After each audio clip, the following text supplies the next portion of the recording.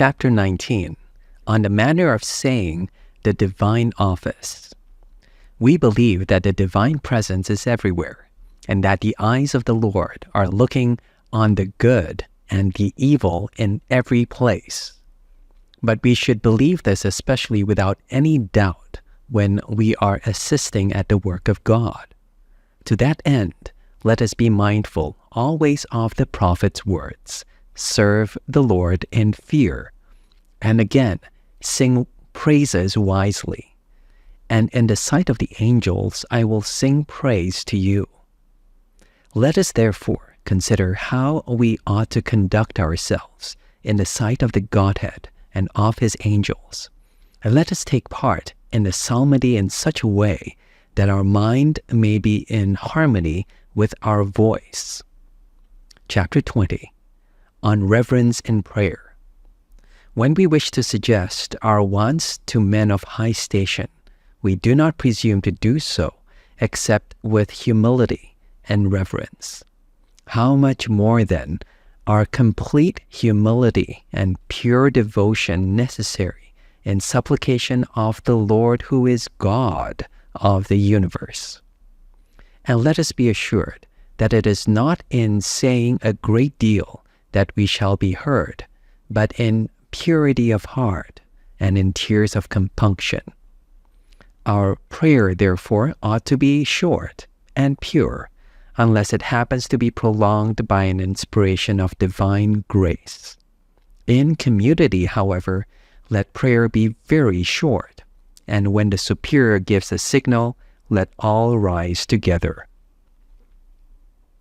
Chapter 21, on the deans of the monastery. If the community is a large one, let there be chosen out of it brethren of good repute and holy life, and let them be appointed deans. These shall take charge of their deaneries in all things, observing the commandments of God and the instructions of their abbot. Let men of such character be chosen deans, that the abbot may with confidence share his burdens among them. Let them be chosen not by rank, but according to their worthiness of life and the wisdom of their doctrine. If any of these deans should become inflated with pride and found deserving of censure, let him be corrected once and again and a third time. If he will not amend, then let him be deposed, and another be put in his place who is worthy of it. And we order the same to be done in the case of the prior. Chapter 22, how the monks are to sleep. Let each one sleep in a separate bed. Let them receive bedding suitable to their manner of life, according to the abbot's direction. If possible, let all sleep in one place, but if the number does not allow this, let them take their rest by 10s or 20s with the seniors who have charge of them. A candle shall be kept burning in the room until morning. Let the monks sleep clothed and girded with belts or cords, but not with their knives at their sides, lest they cut themselves in their sleep. And thus be always ready to rise without delay when the signal is given, and hasten to be before one another at the work of God, yet with all gravity and decorum. The younger brethren shall not have beds next to one another, but among those of the older ones. When they rise for the work of God, let them gently encourage one another, that the drowsy may have no excuse. Chapter 23, on excommunication for faults. If a brother is found to be obstinate or disobedient or proud or murmuring or habitually transgressing the holy rule in any point and contemptuous of the orders of his seniors, the latter shall admonish him secretly at first, and a second time, as our Lord commands. If he fails to amend, let him be given a public rebuke in front of the whole community. But even then, he does not reform, let him be placed under excommunication, provided that he understands the seriousness of that penalty. If he is perverse, however, let him undergo corporate punishment. Chapter 24. What the measure of excommunication should be. The measure of excommunication or the chastisement should correspond to the degree of fault, which degree is estimated by the abbot's judgment. If a brother is found guilty of lighter faults, let him be excluded from the common table. Now the program for one deprived of the fellowship of the table shall be as follows. In the oratory, he shall intone neither psalm nor antiphon, nor shall he recite a lesson until he has made satisfaction. In the refectory, he shall take his food alone after the community meal, so that if the brethren eat at the 6th hour, for instance, that brother shall eat at the 9th, while if they eat at the 9th hour, he shall eat in the evening, until by a suitable satisfaction he obtains pardon. Chapter 25. On weightier faults. Let the brother who is guilty of a weightier fault be excluded both from the table and from the oratory. Let none of the brethren join him, either for company or for conversation. Let him be alone at the work assigned him, abiding in penitential sorrow and pondering that terrible sentence of the apostle, where he says that a man of that kind is handed over for the destruction of the flesh, that the spirit may be saved in the day of the Lord. Let him take his meals alone, in the measure and at the hour which the abbot shall consider suitable for him. He shall not be blessed by those who pass by, nor shall the food that is given him be blessed. Chapter 26. On those who without an order associate with the excommunicated. If any brother presumes without an order from the abbot to associate in any way with an excommunicated brother, or to speak with him, or to send him a message, let him incur a similar punishment of excommunication. Chapter 27. How solicitous the abbot should be for the excommunication. Let the abbot be most solicitous in his concern for delinquent brethren, for it is not the healthy, but the sick who need a physician. And therefore, he ought to use every means that a wise physician would use. Let him send senpecte, that is, brethren of mature years and wisdom, who may, as it were, secretly console the wavering brother, and induce him to make humble satisfaction, comforting him that he may not be overwhelmed by excessive grief, but that, as the apostle says, charity may be strengthened in him, and let everyone pray for him. For the abbot must have the utmost solicitude and exercise all prudence and diligence, lest he lose any of the sheep entrusted to him. Let him know that what he has undertaken is the care of weak souls, and not a tyranny over strong ones. And let him fear the prophet's warning through which God says, "What you saw to be fat, you took to yourselves, and what was feeble, you cast away." Let him rather imitate the loving example of the good shepherd who left the 99 sheep in the mountains and went to look for the one sheep that had gone astray, on whose weakness he had such compassion that he deigned to place it on his own sacred shoulders and thus carry it back to the flock. Chapter 28. On those who will not amend after repeated corrections. If a brother who has been frequently corrected for some fault, and even excommunicated, does not amend, let a harsher correction be applied. That is, let the punishment of the rod be administered to him. But if he still does not reform, or perhaps, which God forbid, even rises up in pride, and wants to defend his conduct, then let the abbot do what a wise physician would do. having used applications, the ointments of exhortation, the medicines of Holy Scripture, finally the cautery of excommunication and of the strokes of the rod. If he sees that his efforts are of no avail, let him apply a still greater remedy, his own prayers and the strokes of the rod.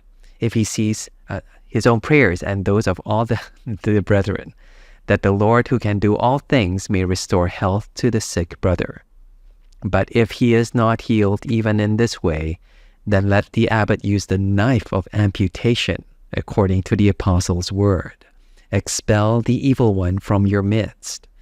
And again, if the faithless one departs, let him depart, lest one diseased sheep contaminate the whole flock. Chapter 29. Whether brethren who leave the monastery should be received again.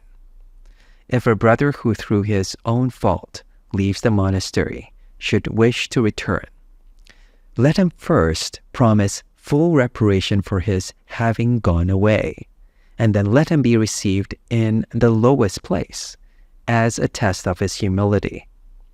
And if he should leave again, let him be taken back again, and so a third time. But he should understand that after this, all way of return is denied him. Chapter 30. How boys are to be corrected. Every age and degree of understanding should have its proper measure of discipline. With regard to boys and adolescents, therefore, or those who cannot understand the seriousness of the penalty of excommunication, whenever such as these are delinquent, let them be subjected to severe fasts, or brought to terms by harsh beatings, that they may be cured. Chapter 31. What kind of man the cellarer of the monastery should be? As cellarer of the monastery, let there be chosen from the community one who is wise, of mature character, sober, not a great eater, not haughty, not excitable, not offensive, not slow, not wasteful, but a God-fearing man who may be like a father to the whole community. Let him have charge of everything. He shall do nothing without the abbot's orders, but keep to his instructions. Let him not vex the brethren. If any brother happens to have some unreasonable demand of him, instead of vexing the brother with a contemptuous refusal, he should humbly give the reason for denying the improper request. Let him keep guard over his own soul, mindful always of the apostle's saying, that he who has ministered well acquires for himself a good standing. Let him take the greatest care of the sick, of children, of guests, and of the poor, knowing without doubt that he will have to render an account for all these on the day of judgment. Let him regard all the utensils of the monastery and its whole property as if they were the sacred vessels of the altar. Let him not think that he may neglect anything. He should be neither a miser nor a prodigal and squanderer of the monastery substance, but should do all things with measure and in accordance with the abbot's instruction. Above all things, let him have humility, and if he has nothing else to give, let him give a good word in answer. For it is written, a good word is above the best gift. Let him have under his care all that the abbot has assigned to him, but not presume to deal with what he has forbidden him. Let him give the brethren their appointed allowance of food, without any arrogance or delay, that they may not be scandalized, mindful of the word of God as to what he deserves, who shall scandalize one of the little ones. If the community is a large one, let helpers be given him, that by their assistance he may fulfill with a quiet mind the office committed to him. The proper time should be observed in giving the things that have to be given and asking for the things that have to be asked for, that no one may be troubled or vexed in the house of God. Chapter 32. On the tools and property of the monastery. For the care of the monastery's property in tools, clothing, and other articles, let the abbot appoint brethren on whose manner of life and character he can rely, and let him, as he shall judge to be expedient, consign the various articles to them, to be looked after and to be collected again. The abbot shall keep a list of those articles, so that as the brethren succeed one another in their assignments, he may know what he gives and what he receives back. If anyone treats the monastery's property in a slovenly or careless way, let him be corrected. If he fails to amend, let him undergo the discipline of the rule. Chapter 33. Whether monks ought to have anything of their own. This vice especially is to be cut out of the monastery by the roots. Let no one presume to give or receive anything without the abbot's leave, or to have anything as his own, anything whatever, whether book or tablets or pen, or whatever it may be, since they are not permitted to have even their bodies or wills at their own disposal. But for all their necessities, let them look to the father of the monastery, and let it be unlawful to have anything which the abbot has not given or allowed. Let all things be common to all, as it is written, and let no one say or assume that anything is his own. But if anyone is caught indulging in the most wicked vice, let him be admonished once and a second time. If he fails to amend, let him undergo punishment. Chapter 34. Whether all should receive in equal measure what is necessary. Let us follow the scripture. Distribution was made to each according as anyone had need. By this we do not mean that there should be respecting of persons, which God forbid, but consideration of infirmities. He who needs less should thank God and not be discontented, but he who needs more should be humbled by the thought of his infirmity, rather than feeling important on account of the kindness shown him. Thus all the members will be at peace. Above all, let not evil of murmuring appear for any reason whatsoever in the least word or sign. If anyone is caught at it, let him be placed under very severe discipline. Chapter 35. On the weekly servers in the kitchen. Let the brethren serve one another, and let no one be excused from the kitchen service except by reason of sickness or occupation in some important work. For this service brings increase of reward and of charity. But let helpers be provided for the weak ones, that they may not be distressed by this work, and indeed, let everyone have help, as required by the size of the community or the circumstances of the locality. If the community is a large one, the cellarer shall be excused from the kitchen service, and so also those whose occupations are of greater utility, as we said above. Let the rest serve one another in charity. The one who is ending his week of service shall do the cleaning on Saturday. He shall wash the towels with which the brethren wipe their hands and feet, and this server who is ending his week, aided by the one who is about to begin, shall wash the feet of all the brethren. He shall return the utensils of his office to the cellarer, clean and in good condition. And the cellarer in turn shall consign them to the incoming server, in order that he may know what he gives out and what he receives back. An hour before the meal, let the weekly servers each receive a drink and some bread, over and above the appointed allowance, in order that at the meal time they may serve their brethren without murmuring and without excessive fatigue. On solemn days, however, let them wait until after Mass. Immediately after the morning office on Sunday, the incoming and outgoing servers shall prostrate themselves before all the brethren in the oratory and ask their prayers. Let the server who is ending his week say this verse: Blessed are you, O Lord God, who have helped me and consoled me. When this has been said 3 times, and the outgoing server has received his blessing, then let the incoming server follow and say, Incline unto my aid, O God. O Lord, make haste to help me. Let this also be repeated 3 times by all, and having received his blessing, let him enter his service. Chapter 36. On the sick brethren. Before all things and above all things, care must be taken of the sick, so that they will be served as if they were Christ in person. For he himself said, I was sick, and you visited me.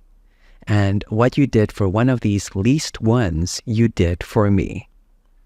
But let the sick on their part consider that they are being served for the honor of God, and let them not annoy their brethren, who are serving them by their unnecessary demands. Yet they should be patiently borne with, because from such as these is gained a more abundant reward. Therefore the abbot shall take the greatest care that they suffer no neglect. For these sick brethren, let there be assigned a special room and an attendant who is God-fearing, diligent, and solicitous. Let the use of baths be afforded the sick as often as may be expedient. But to the healthy, and especially to the young, let them be granted more rarely. Moreover, let the use of meat be granted to the sick who are very weak, for the restoration of their strength. But when they are convalescent, let all abstain from meat as usual. The abbot shall take the greatest care that the sick be not neglected by the cellars or the attendants, for he also is responsible for what is done wrongly by his disciples. Chapter 37. On old men and children. Although human nature itself is drawn to special kindness towards these times of life, that is, towards old men and children, still the authority of the rule should also provide for them. Let their weakness be always taken into account, and let them by no means be held to the rigor of the rule with regard to food. On the contrary, let a kind consideration be shown to them, and let them eat before the regular hours. Chapter 38. On the weekly reader. The meals of the brethren should not be without reading, nor should the reader be anyone who happens to take up the book, but there should be a reader for the whole week, entering that office on Sunday. Let this incoming reader, after Mass and Communion, ask all to pray for him, that God may keep him from the spirit of pride. And let him intone the following verse, which shall be said 3 times by all in the oratory. O Lord, open my lips, and my mouth shall declare your praise. Then having received a blessing, let him enter on the reading. And let absolute silence be kept at table, so that no whispering may be heard, nor any voice except the readers. As to the things they need while they eat and drink, let the brethren pass them to one another, so that no one need ask for anything. If anything is needed, however, let it be asked for by means of some audible sign, rather than by speech. Nor shall anyone at table presume to ask questions about the reading or anything else, lest that give occasion for talking, except that the superior may perhaps wish to say something briefly for the purpose of edification. The brother who is reader for the week shall take a little refreshment before he begins to read, on account of the Holy Communion, unless perhaps the fast be harder for him to bear. He shall take his meal afterwards with the kitchen and table servers of the week. The brethren are not to read or chant in order, but only those who edify their hearers. Chapter 39. On the measure of food. We think it sufficient for the daily dinner, whether at the 6th or the 9th hour, that every table have 2 cooked dishes, on account of individual infirmities, so that he who for some reason cannot eat of the one may make his meal of the other. Therefore let 2 cooked dishes suffice for all the brethren. And if any fruit or fresh vegetables are available, let a 3rd dish be added. Let a good pound weight of bread suffice for the day, whether there be only 1 meal or both dinner and supper. If they are to have supper, the seller shall reserve a 3rd of that pound to be given them at supper. But if it happens that the work was heavier, it shall lie within the abbot's discretion and power, should it be expedient, to add something to the fare. Above all things, however, overindulgence must be avoided, and a monk must never be overtaken by indigestion, for there is nothing so opposed to the Christian character as overindulgence, according to our Lord's words. See to it that your hearts be not burdened with overindulgence.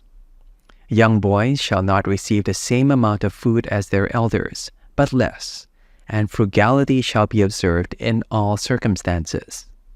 Except the sick who are very weak, let all abstain entirely from eating the flesh of 4-footed animals. Chapter 40. On the measure of drink. Everyone has his own gift from God, one in this way and another in that. It is therefore with some misgiving that we regulate the measure of other men's sustenance. Nevertheless, keeping in view the needs of weaker brethren, we believe that a hamina of wine a day is sufficient for each. But those to whom God gives the strength to abstain should know that they will receive a special reward. If the circumstances of the place, or the work, or the heat of summer require a greater measure, the superior shall use his judgment in the matter, taking care always that there be no occasion for surfeit or drunkenness. We read, it is true, that wine is by no means a drink for monks. But since the monks of our day cannot be persuaded of this, let us at least agree to drink sparingly and not in satiety, because satiety? Because wine makes even the wise fall away. But where the circumstances of the place are such that not even the measure prescribed above can be supplied, but much less and none at all, let those who live there bless God and not murmur.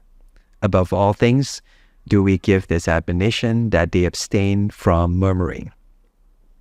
Chapter 41. At what hours the meals should be taken.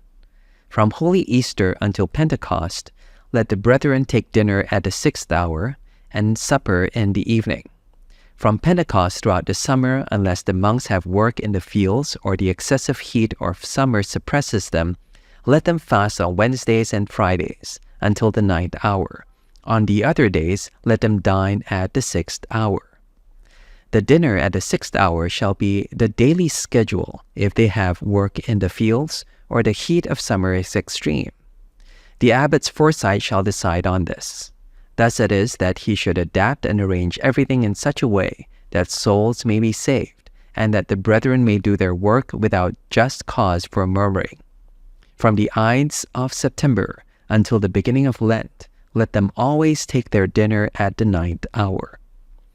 In Lent, until Easter, let them dine in the evening. But this evening hour shall be so determined that they will not need the light of a lamp while eating, but everything will be accomplished while it is still daylight. Indeed, at all seasons, let the hour, whether for supper or for dinner, be so arranged that everything will be done by daylight. Chapter 42. That no one speak after compline. Monks ought to be zealous for silence at all times, but especially during the hours of the night. For every season, therefore, whether there be fasting or 2 meals, let the program be as follows. If it is be a season where there are 2 meals, then as soon as they have risen from supper, they shall all sit together, and one of them shall read the conferences or the lives of the fathers, or something else that may edify the hearers, not the Heptateuch or the Book of Kings, however, because it will not be expedient for weak minds to hear those parts of Scripture at that hour, but they shall be read at other times. If it be a day of fast, then having allowed a short interval after Vespers, they shall proceed at once to the reading of the conferences as prescribed above, 4 or 5 pages being read, or as much as time permits, so that during the delay provided by this reading, all may come together, including those who may have been occupied in some work assigned to them. When all therefore are gathered together, let them say compline, and when they come out from compline, no one shall be allowed to say anything from that time on. And if anyone should be found evading this rule of silence, let him undergo severe punishment. An exception shall be made if the need of speaking to guests should arise, or if the abbot should give someone an order. But even this should be done with the utmost gravity and the most becoming restraint. Chapter 43. On those who come late to the work of God or to table. At the hour of the divine office, as soon as the signal is heard, let them abandon whatever they may have in hand and hasten with the greatest speed, yet with seriousness, so that there is no excuse for levity. Let nothing therefore be put before the work of God.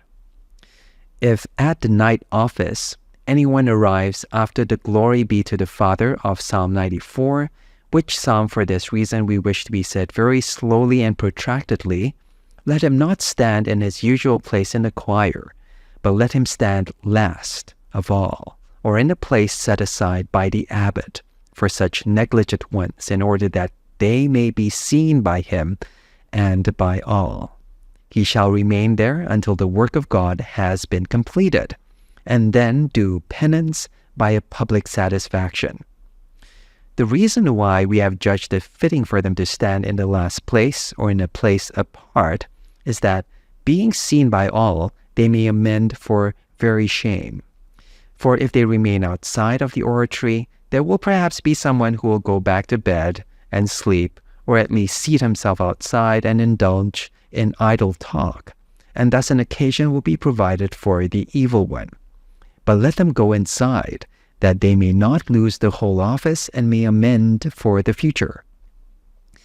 At the day, hours, anyone who does not arrive at the work of God until after the verse, and the glory be to the Father, or of the first psalm following it, shall stand in the last place, according to our ruling above. Nor shall he presume to join the choir in their chanting until he has made satisfaction, until the abbot should pardon him and give him permission. But even then the offender must make satisfaction for his fault. Anyone who does not come to table before the verse, so that all together may say the verse and the oration, and all sit down to the table at the same time, anyone who through his own carelessness or bad habit does not come on time shall be corrected for this up to the second time. If then he does not amend, he shall not be allowed to share in the common table, but shall be separated from the company of all and made to eat alone. And his portion of wine shall be taken away from him until he has made satisfaction and has amended. And let him suffer like a penalty who is not present at the verse said after the meal. And let no one presume to take any food or drink before or after the appointed time. But if anyone is offered something by the superior and refuses to take it, then when the time comes that he desires what he formerly refused or something else, let him receive nothing whatever until he has made proper satisfaction. Chapter 44. How the excommunicated are to make satisfaction. One who for serious faults is excommunicated from oratory and table shall make satisfaction as follows. At the hour when the celebration of the work of God is concluded in the oratory, let him lie prostrate before the door of the oratory, saying nothing, but only lying prone with his face to the ground at the feet of all as they come out of the oratory. And let him continue to do this until the abbot judges that satisfaction has been made. Then, when he has come at the abbot's bidding, let him cast himself first at the abbot's feet, and then at the feet of all, that they may pray for him. Next, if the abbot so orders, let him be received into the choir, to the place where the abbot appoints, but with the provision that he shall not presume to intone psalm or lesson or anything else in the oratory without a further order from the abbot. Moreover, at every hour, when the work of God is ended, let him cast himself on the ground in the place where he stands, and let him continue to satisfy in this way until the abbot again orders him finally to cease from this satisfaction. But those who for slight faults are excommunicated only from table shall make satisfaction in the oratory, and continue in it till an order from the abbot, until he blesses them and says, "It is enough." Chapter 45. On those who make mistakes in the oratory. When anyone has made a mistake while reciting a psalm, a responsory, an antiphon, or a lesson, if he does not humble himself there before all by making a satisfaction, let him undergo a greater punishment, because he would not correct by humility what he did wrong through carelessness. But boys for such faults shall be whipped. Chapter 46. On those who fail in any other matters. When anyone is engaged in any sort of work, whether in the kitchen, in the cellar, in a shop, in the bakery, in the garden, while working at some craft, or in any other place, and he commits some fault, or breaks something, or loses something, or transgresses in any way whatsoever, if he does not come immediately before the abbot and the community of his own accord to make satisfaction and confesses his fault, then when it becomes known through another, let him be subjected to a more severe correction. But if the sickness of the soul is a hidden one, let him reveal it only to the abbot, or to a spiritual father, who knows how to cure his own and others' wounds, without exposing them and making them public. Chapter 47. On giving the signal for the time of the work of God. The indicating of the hour of the work of God, by day and by night, shall devolve upon the abbot, either to give the signal himself, or to assign this duty to such a careful brother that everything will take place at the proper hours. Let the psalms and the antiphons be intoned by those who are appointed for it, in their order after the abbot. And no one shall presume to sing or read unless he can fulfill that office in such a way as to edify the hearers. Let this function be performed with humility, gravity, and reverence, and by him whom the abbot has appointed. Chapter 47. On the daily manual labor. Idleness is the enemy of the soul. Therefore, the brethren should be occupied at certain times in manual labor, and again at fixed hours in sacred reading. To that end, we think that the times for each may be prescribed as follows. From Easter until the calends of October, when they come out from prime in the morning, let them labor at whatever is necessary until about the 4th hour. And from the 4th hour until the 6th, let them apply themselves to reading. After the 6th hour, having left the table, let them rest on their beds in perfect silence. Or if anyone may perhaps want to read, let him read to himself in such a way as not to disturb anyone else. Let none be said rather early at the middle of the 8th hour, and let them again do what work has to be done until vespers. And if the circumstances of the place of their poverty should require that they themselves do the work of gathering the harvest, let them not be discontented, for then are they truly monks when they live by the labor of their hands, as did our fathers and the apostles. Let all things be done with moderation, however, for the sake of the faint-hearted. From the calends of October until the beginning of Lent, let them apply themselves to reading up to the end of the 2nd hour. At the 2nd hour, let terce be said, and then let all labor at the work assigned them until none. At the first signal for the hour of none, let anyone break off from his work and hold himself ready for the sounding of the second signal. After the meal, let them apply themselves to their reading or to the Psalms. On the days of Lent, from morning until the end of the third hour, let them apply themselves to their reading, and from then until the end of the 10th hour, let them do work assigned to them. And in these days of Lent, they shall each receive a book from the library, which they shall read straight through from the beginning. These books are to be given out at the beginning of Lent.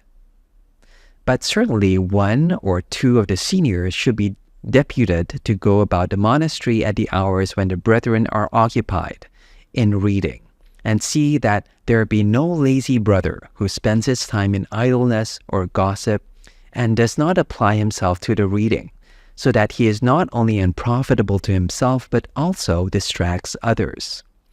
If such a one be found, which God forbid, let him be corrected once and a second time. If he does not amend, let him undergo the punishment of the rule in such a way that the rest may take warning. Moreover, one brother shall not associate with another at unseasonable hours. On Sundays, let them occupy themselves in reading, except those who have been appointed to various duties. But if anyone should be so negligent and shiftless that he will not or cannot study or read, let him be given some work to do, so that he will not be idle. Weak or sickly brethren should be assigned a task or craft or such a nature as to keep them from idleness, and at the same time not to overburden them or drive them away with excessive toil. Their weakness must be taken into consideration by the abbot. Chapter 49, on the observance of Lent. Although the life of a monk ought to have about it at all times the character of a Lenten observance, yet since few have the virtue for that, we therefore urge that during the actual days of Lent, the brethren keep their lives most pure, and at the same time wash away during those holy days all the negligences of other times. At this will the worthily done if we restrain ourselves from all vices and give ourselves up to prayer with tears, to reading, to compunction of heart, and to abstinence. During these days, therefore, let us increase somewhat the usual burden of our service, as by private prayers and by abstinence in food and drink. Thus everyone of his own will may offer God, with joy of the Holy Spirit, something above the measure required of him. From his body, that is, he may withhold some food, drink, sleep, talking, and jesting, and with the joy of spiritual desire, he may look forward to Holy Easter. Let each one, however, suggest to his abbot what it is that he wants to offer, and let it be done with his blessing and approval. For anything done without the permission of the spiritual father will be imputed to presumption and vainglory, and will merit no reward. Therefore let everything be done with the abbot's approval. Chapter 50, on brethren who are working far from the oratory and are on a journey. Those brethren who are working at a great distance and cannot get to the oratory at the proper time, the abbot, judging that such is the case, shall perform the work of God in the place where they are working, bending their knees in reverence before God. Likewise, those who have been sent on a journey shall not let the appointed hours pass by, but shall say the office by themselves as well as they can, and not neglect to render the task of their service. Chapter 51, on brethren who go not very far away. A brother who is sent out on some business and is expected to return to the monastery that same day shall not presume to eat while he is out, even if he is urgently requested to do so by any person whomsoever, unless he has permission from his abbot. And if he acts otherwise, let him be excommunicated. Chapter 52, on the oratory of the monastery. Let the oratory be what it is called, a place of prayer, and let nothing else be done there or kept there. When the work of God is ended, let all go out in perfect silence, and let reverence for God be observed, so that any brother who may wish to pray privately may not be hindered by another's misconduct. And at other times also, if anyone should want to pray by himself, let him go in simply and pray, not in a loud voice, but with tears and fervor of heart. He who does not say his prayers in this way, therefore, shall not be permitted to remain in the oratory when the work of God is ended, lest another be hindered, as we have said. Chapter 53, on the reception of guests. Let all guests who arrive be received like Christ, for he is going to say, I came as a guest, and you received me. And to all let due honor be shown, especially to the domestics of the faith and to pilgrims. As soon as a guest is announced, therefore, let the superior or the brethren meet him with all charitable service. And first of all, let them pray together and then exchange the kiss of peace. For the kiss of peace should not be offered until after the prayers have been said, on account of the devil's deceptions. In the salutations of all guests, whether arriving or departing, let all humility be shown. Let the head be bowed, or the whole body prostrated on the ground in adoration of Christ, who indeed is received in their persons. After the guests have been received and taken to prayer, let the superior or someone appointed by him sit with them. Let the divine law be read before the guest for his edification, and then let all kindness be shown him. The superior shall break his fast for the sake of a guest, unless it happens to be a principal fast day, which may not be violated. The brethren, however, shall observe the customary fasts. Let the abbot give the guests water for their hands, and let both abbot and community wash the feet of all guests. After the washing of the feet, let them say this verse, We have received your mercy, O God, in the midst of your temple. In the reception of the poor and of pilgrims, the greatest care and solicitude should be shown, because it is especially in them that Christ is received. For as far as the rich are concerned, the very fear which they inspire wins respect for them. Let there be a separate kitchen for the abbot and guests, that the brethren may not be disturbed when guests who are never lacking in a monastery arrive at irregular hours. Let 2 brethren capable of filling the office well be appointed for a year to have charge of this kitchen. Let them be given such help as they need, that they may serve without murmuring. And on the other hand, when they have less to occupy them, let them go out to whatever work is assigned to them. And not only in their case, but in all the offices of the monastery, let this arrangement be observed, that when help is needed, it be supplied. And again, when the workers are unoccupied, they do whatever they are bidden. The guest house also shall be assigned to a brother whose soul is possessed by the fear of God. Let there be a sufficient number of beds made up in it, and let the house of God be managed by prudent men and in a prudent manner. On no account shall anyone who is not so ordered associate or converse with guests. But if he should meet them or see them, let him greet them humbly, as we've said, ask their blessing and pass on, saying that he is not allowed to converse with a guest. Chapter 54. Whether a monk should receive letters or anything else.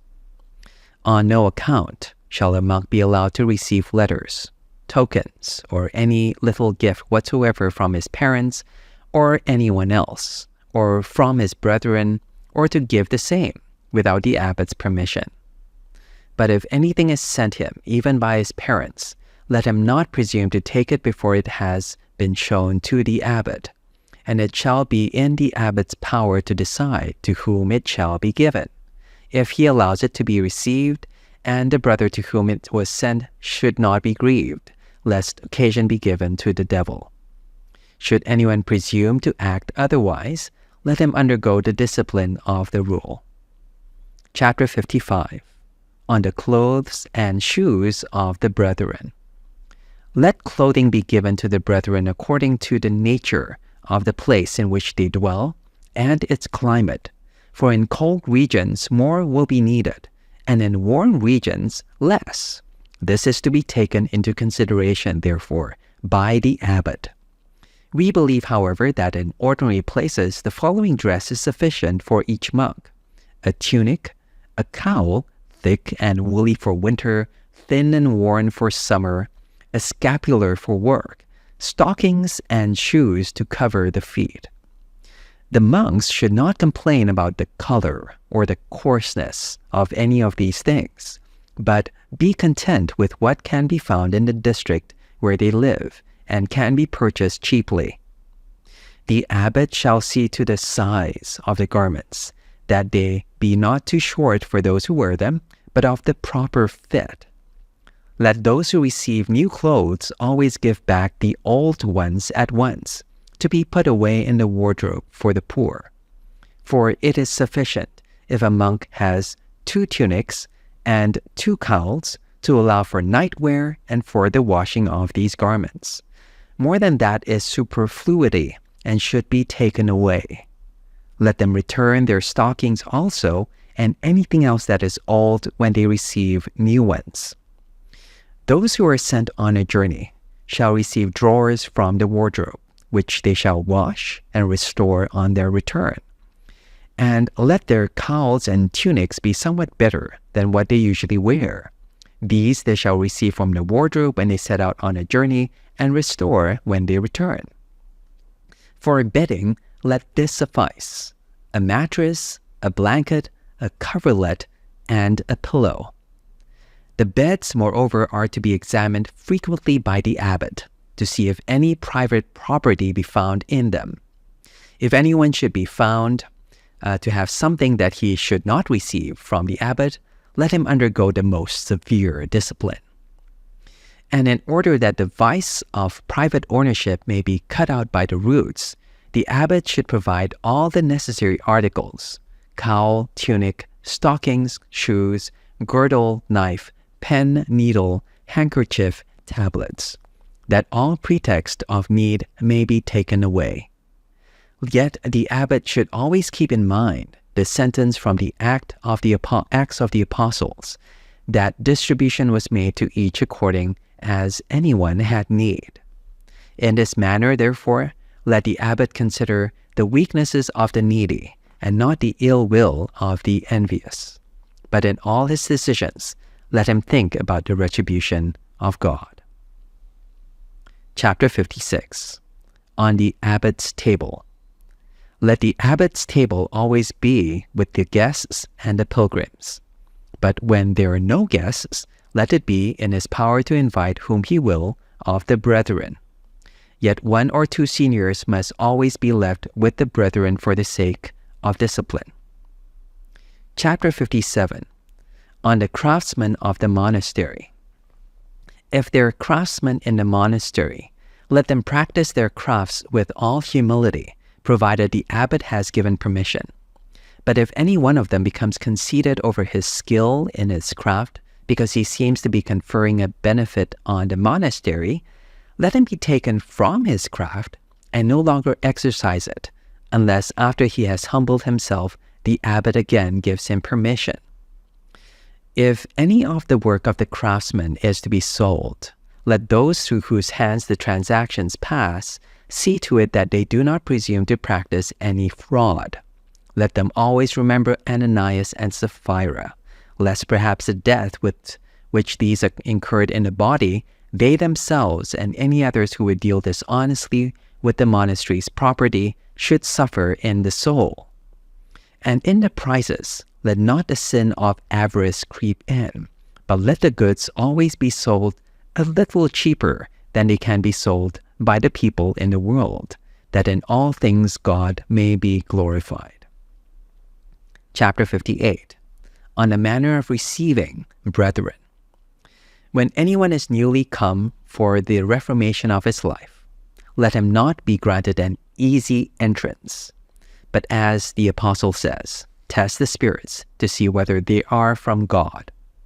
If the newcomer, therefore, perseveres in his knocking, and if it is seen after 4 or 5 days that he bears patiently the harsh treatment offered him, and the difficulty of admission, and that he persists in his petition, then let entrance be granted him, and let him stay in the guest house for a few days. After that, let him live in the novitiate, where the novices study, eat, and sleep. A senior may be assigned to them who is skilled in winning souls, to watch over them with the utmost care. Let him examine whether the novice is truly seeking God, and whether he is zealous for the work of God, for obedience, and for humiliations. Let the novice be told all the hard and rugged ways by which the journey to God is made. If he promises stability and perseverance, then at the end of 2 months, let this rule be read through to him, and let him be addressed thus: Here is the law under which you wish to fight. If you can observe it, enter. If you cannot, you are free to depart. If he still stands firm, let him be taken to the above-mentioned novitiate and again tested in all patience. And after the lapse of 6 months, let the rule be read to him, that he may know on what he is entering. And if he still remains firm after 4 months, let the same rule be read to him again. Then, having deliberated with himself, if he promises to keep in its entirety and to observe everything that is commanded him, let him be received into the community. But let him understand that according to the law of the rule, from that day forward, he may not leave the monastery, nor withdraw his neck from under the yoke of the rule, which he was free to refuse or to accept during that prolonged deliberation. He who is to be received shall make a promise before all in the oratory of his stability and of the reformation of his life and of obedience. This promise he shall make before God and his saints, so that if he should ever act otherwise, he may know that he will be condemned by him whom he mocks. Of this promise of his, let him draw up a petition in the name of the saints whose relics are there, and of the abbot who is present. Let him write this petition with his own hand, and if he is illiterate, let another write it at his request. And let the novice put his mark to it. Then let him place it with his own hand upon the altar, and when he has placed it there, let the novice at once intone this verse: Receive me, O Lord, according to your word, and I shall live, and let me not be confounded in hope. Let the whole community answer this verse 3 times, and add the glory be to the Father. And let the novice brother prostrate himself at each one's feet, that they may pray for him. And from that day forward, let him be counted as one of the community. If he has any property, let him either give it beforehand to the poor, or by solemn donation bestow it on the monastery, reserving nothing at all for himself. As indeed he knows from that day forward, he will no longer have power even over his own body. At once, therefore, in the oratory, let him be divested of his own clothes which he is wearing, and dressed in the clothes of the monastery.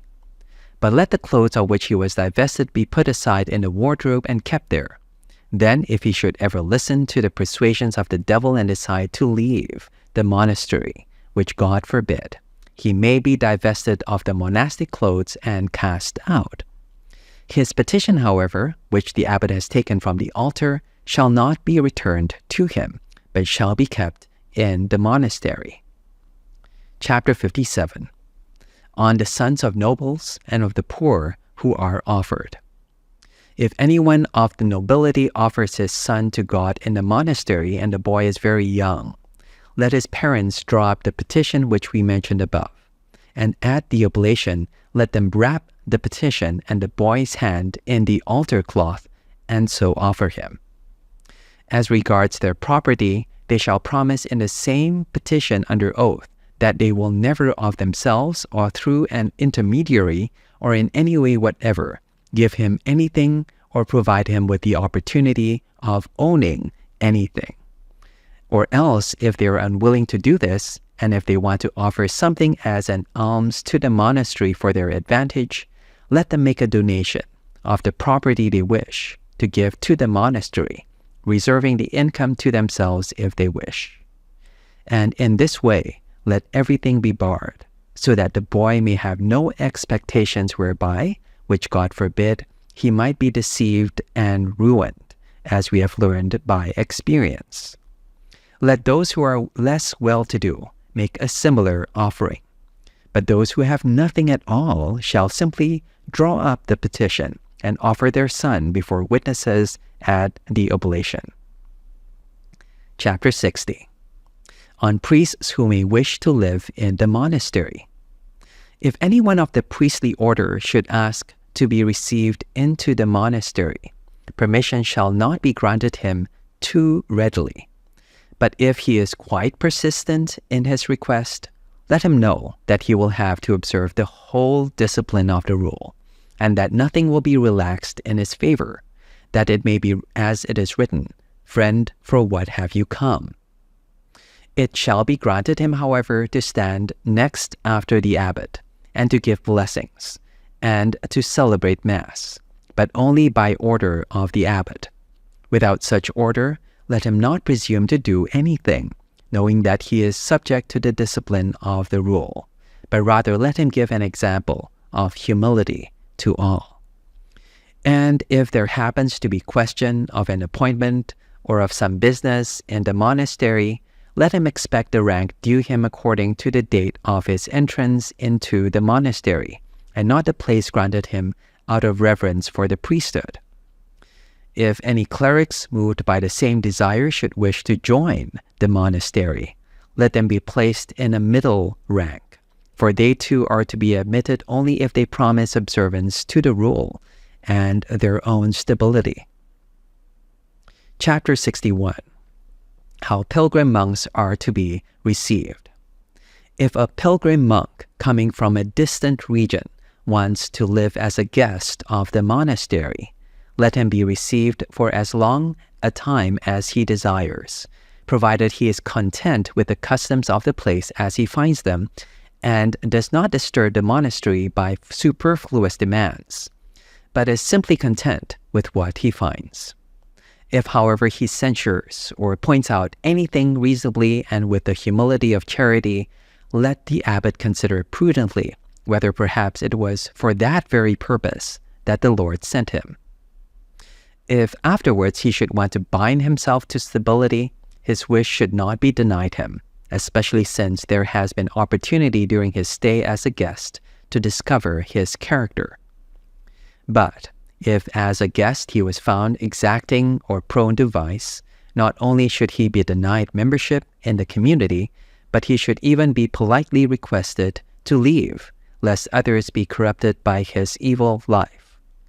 If, however, he has not proved to be the kind who deserves to be put out, he should not only on his own application be received as a member of the community, but he should even be persuaded to stay, that the others may be instructed by his example, and because in every place it is the same Lord who is served, the same King for whom the battle is fought. Moreover, if the abbot perceives that he is a worthy man, he may put him in a somewhat higher rank, and not only with regard to a monk, but also with regard to those in priestly or clerical orders previously mentioned.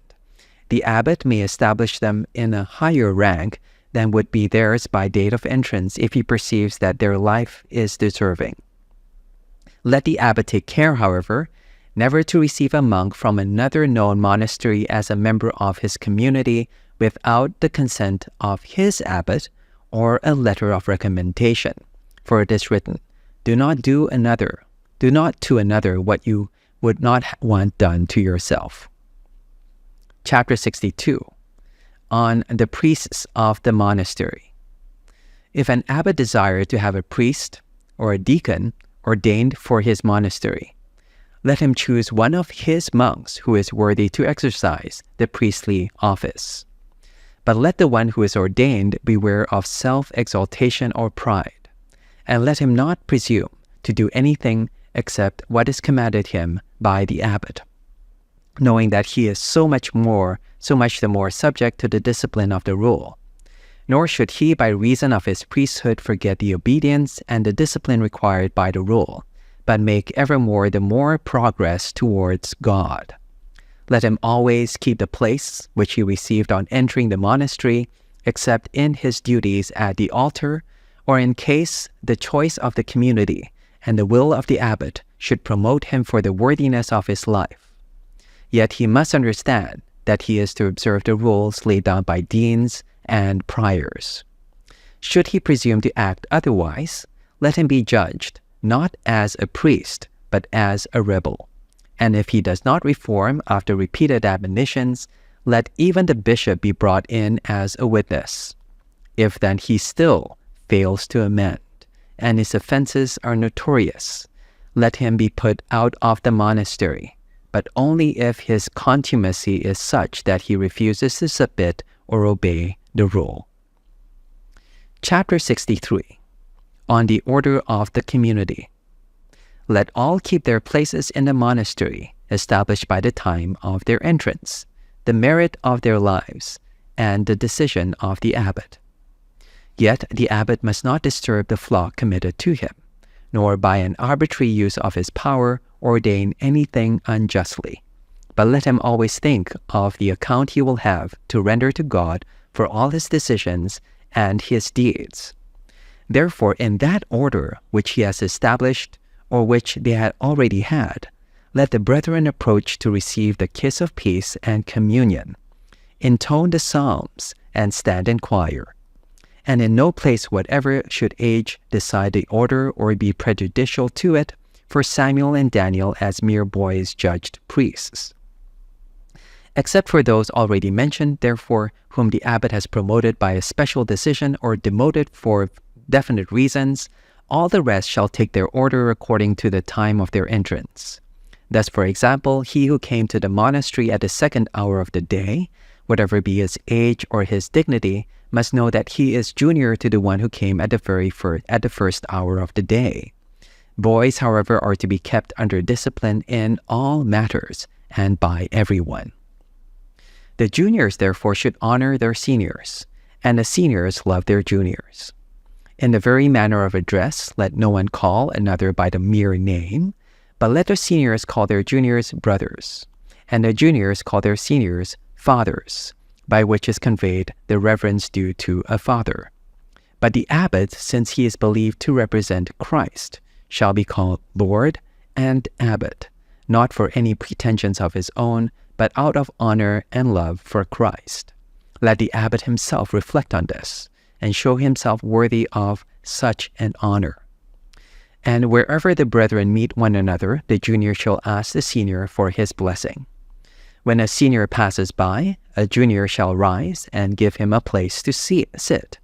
Nor shall the junior presume to sit with him unless his senior bid him, that it may be as written, in honor anticipating one another. Boys, both small and adolescent, shall keep strictly to their rank in oratory and at table. But outside of that, wherever they may be, let them be under supervision and discipline until they come to the age of discretion. Chapter 64. On constituting an abbot. In the constituting of an abbot, let this plan always be followed, that the office be conferred on the one who is chosen either by the whole community unanimously in the fear of God, or else by a part of the community, however small, if its counsel is more wholesome.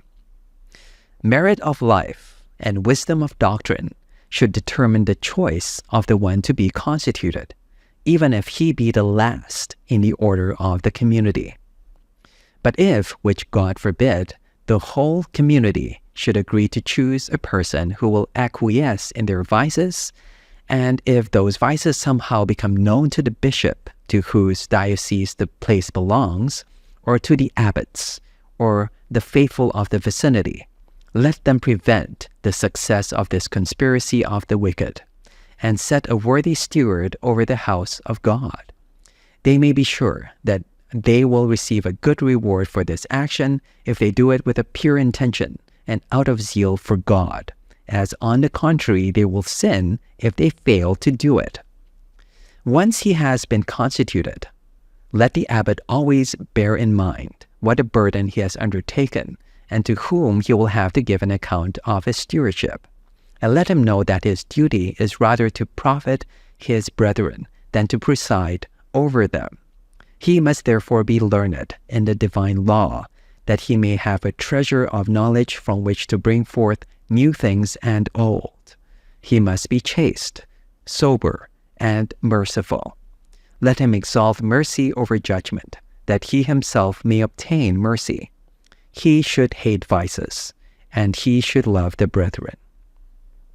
In administering correction, he should act prudently and not go to excess, lest in seeking too eagerly to scrape off the rust, he break the vessel. Let him keep his own frailty ever before his eyes, and remember that the bruised reed must not be broken. By this we do not mean that he should allow vices to grow. On the contrary, as we've already said, he should eradicate them prudently and with charity, in the way which seem best in each case. Let him study rather than to be loved rather than to be feared. Let him not be excitable and worried, nor exacting and headstrong, nor jealous and over-suspicious, for then he is never at rest. In his commands, let him be prudent and considerate, and whether the work which he enjoins concerns God or the world, let him be discreet and moderate, bearing in mind the discretion of holy Jacob, who said, "If I cause my flocks to be overdriven, they will all die in one day." Taking this then, and other examples of discretion, the mother of virtues, let him so temper all things that the strong may have something to strive after, and the weak may not fall back in dismay. And especially let him keep this rule in all its details, so that after a good ministry he may hear from the Lord what the good servant heard, who gave his fellow servants wheat in due season. Indeed, I tell you, he will set him over all his goods. Chapter 65. It happens all too often that the constituting of a prior gives rise to grave scandals in monasteries, for there are some who become inflated with the evil spirit of pride and consider themselves second abbots. By usurping power, they foster scandals and cause dissensions in the community. Especially does this happen in those places where the prior is constituted by the same bishop or the same abbots who constitute the abbot himself. What an absurd procedure this is can easily be seen, for it gives the prior an occasion for becoming proud from the very time of his constitution, by putting the thought into his mind that he is freed from the authority of his abbot. For he will say to himself, "You were constituted by the same persons who constituted the abbot." From this source are stirred up envy, quarrels, detraction, rivalry, dissensions, and disorders. For while the abbot and the prior are at variance, their souls cannot be endangered by this dissension, and those who are under them, carrying favor with one side or the other, go to ruin. The guilt for this dangerous state of affairs rests on the heads of those whose action brought about such disorder. To us, therefore, it seems expedient, for the preservation of peace and charity, that the abbot have in his hands the full administration of his monastery, and if possible, let all the affairs of the monastery, as we've already arranged, to be administered by deans according to the abbot's directions. Thus, with the duties being shared by several, no one person will become proud. But if the circumstances of the place require it, or if the community asks for it with reason and with humility, and the abbot judges it to be expedient, let the abbot himself constitute as his prior whomsoever he shall choose with the counsel of God-fearing brethren. That prior, however, shall perform respectfully the duties enjoined on him by his abbot, and do nothing against the abbot's will or direction. For the more he is raised above the rest, the more carefully should he observe the precepts of the rule. If it should be found that the prior has serious faults, or that he is deceived by his exaltation and yields to pride, or if he should be proved to be a despiser of the holy rule, let him be admonished verbally up to 4 times. If he fails to amend, let the correction of regular discipline be applied to him. But if even then he does not reform, let him be deposed from the office of prior, and another be appointed in his place, who is worthy of it. And if afterwards he is not quiet and obedient in the community, let him even be expelled from the monastery. But the abbot, for his part, should bear in mind that he will have to render an account to God for all his judgments, lest the flame of envy or jealousy be kindled in his soul. Chapter 66. On the porters of the monastery. At the gate of the monastery let there be placed a wise old man who knows how to receive and to give a message, and whose maturity will prevent him from straying about. This porter should have a room near the gate, so that those who come may always find someone at hand to attend to their business. And as soon as anyone knocks, or a poor man hails him, let him answer, "Thanks be to God," or "a blessing." Then let him attend to them promptly with all the meekness inspired by the fear of God and with the warmth of charity.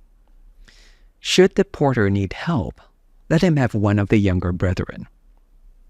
If it can be done, the monastery should be so established that all the necessary things, such as water, mill, garden, or various workshops, may be within the enclosure, so that there is no necessity for the monks to go about outside of it, since that is not at all profitable for their souls.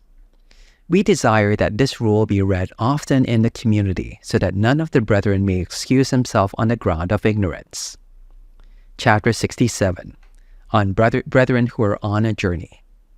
Let the brethren who are sent on a journey commend themselves to the prayers of all the brethren and of the abbot, and always at the last prayer of the work of God, let a commemoration be made of all absent brethren. When brethren return from a journey, at the end of each canonical hour of the work of God, on the day they return, let them lie prostrate on the floor of the oratory, and beg the prayers of all on account of any faults that may have surprised them on the road, through the seeing or hearing of something evil, or through idle talk. And let no one presume to tell another whatever he may or have seen or heard outside the monastery, because this causes very great harm. But if anyone presumes to do so, let him undergo the punishment of the rule. And let him be punished likewise who would presume to leave the enclosure of the monastery and go anywhere or do anything, however small, without an order from the abbot. Chapter 68. If a brother is commanded to do impossible things. If it happens that difficult or impossible tasks are laid on a brother, let him nevertheless receive the order of the one in authority with all meekness and obedience. But if he sees that the weight of the burden altogether exceeds the limit of his strength, let him submit the reasons for his inability to the one who is over him in a quiet way, and at an opportune time, without pride, resistance, or contradiction. And if after these representations the superior still persists in his decision and command, let the subject know that this is for his good, and let him obey out of love, trusting in the help of God. Chapter 69. That the monks presume not to defend one another. Care must be taken that no monk presume on any ground to defend another monk in the monastery, or as it were to take him under his protection, even though they be united by some tie of blood relationship. Let not the monks dare to do this in any way whatsoever, because it may give rise to most serious scandals. But if anyone breaks this rule, let him be severely punished. Chapter 70. That no one venture to punish at random. Every occasion of presumption shall be avoided in the monastery, and we decree that no one be allowed to excommunicate or to strike any of his brethren unless the abbot has given him the authority. Those who offend in this matter shall be rebuked in the presence of all, that the rest may have fear. But boys up to 15 years of age shall be carefully controlled and watched by all, yet this too with all moderation and discretion. Anyone therefore who presumes without the abbot's instruction to punish those above that age, or who loses his temper with the boys, shall undergo the discipline of the rule. For it is written, "Do not to another what you would not want done to yourself." Chapter 71. That the brethren be obedient to one another. Not only is the boon of obedience to be shown by all to the abbot, but the brethren are also to obey one another, knowing that by this road of obedience they are going to God. Giving priority, therefore, to the commands of the abbot and of the superiors appointed by him, to which we allow no private orders to be preferred. For the rest, let all the juniors obey their seniors with all charity and solicitude. But if anyone is found contentious, let him be corrected. And if any brother, for however small a cause, is corrected in any way by the abbot or by any of his superiors, or if he faintly perceives that the mind of any superior is angered or moved against him, however little, let him at once, without delay, prostrate himself on the ground at his feet, and lie there, making satisfaction until that emotion is quieted with a blessing. But if anyone should disdain to do this, let him undergo corporal punishment, or if he is stubborn, let him be expelled from the monastery. Chapter 72. On the good zeal which monks ought to have. Just as there is an evil zeal of bitterness, which separates from God and leads to hell, so there is a good zeal which separates from vices and leads to God and to life everlasting. This zeal, therefore, the monks should practice with the most fervent love.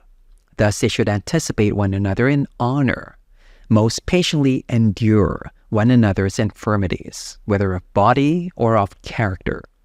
Vie in paying obedience one to another, no one following what he considers useful for himself, but rather what benefits another. Tender the charity of brotherly chastely. Fear God in love. Love their abbot with sincere and humble charity. Prefer nothing whatever to Christ, and may he bring us all together to life everlasting. Chapter 73. On the fact that the full observance of justice is not established in this rule. Now, we have written this rule in order that by its observance in monasteries, we may show that we have attained some degree of virtue and the rudiments of the religious life. But for him who would hasten to the perfection of that life, there are the teachings of the Holy Fathers, the observance of which leads a man to the height of perfection. For what page or what utterance of the divinely inspired books of the Old and New Testaments is not a most unerring rule for human life? Or what book of the Holy Catholic Fathers does not loudly proclaim how we may come by a straight course to our Creator? Then the conferences and the institutes and the lives of the Fathers, as also the rule of our Holy Father Basil, what else are they but tools of virtue for right living and obedient monks? But for us who are lazy and ill-living and negligent, they are a source of shame and confusion.